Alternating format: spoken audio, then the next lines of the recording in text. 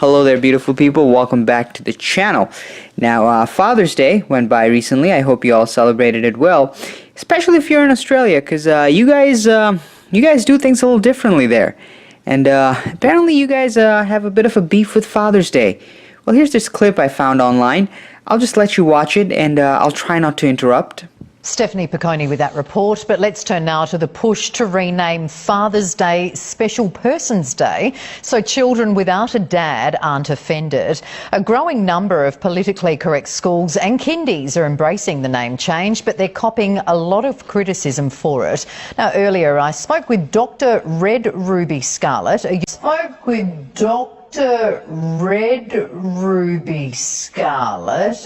That's her name. That's her name. I'm sorry, I won't interrupt. Go on.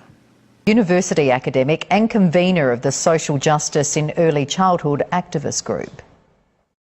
Well, Red, firstly, thank you very much for your time. Look, what is the argument for having Special Persons Day rather than Father's Day? Thank you for having me as well.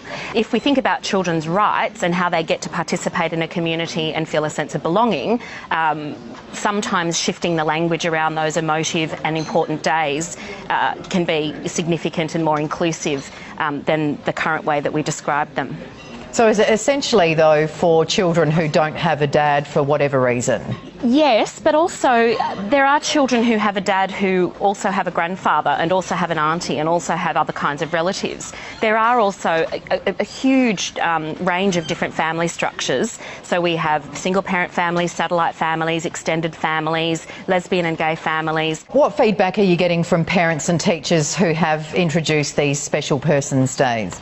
There's a range of different communities across Australia, and I've actually been talking with them over the last couple of days since this has been in the media. And essentially what happens in early childhood is they work very closely with their communities and they negotiate these kinds of emotive and special family events with the families who are attending the centre. So there's quite a lot of input, and I think the conversation or the argument, as you'd said from the get-go, maybe isn't so much about the educators and the families. I'm wondering whether it's people who care about children and worry that they won't have these significant family days and celebrations in their educational settings, but perhaps they don't quite know the context of what's happening in those particular communities. But there has been a backlash.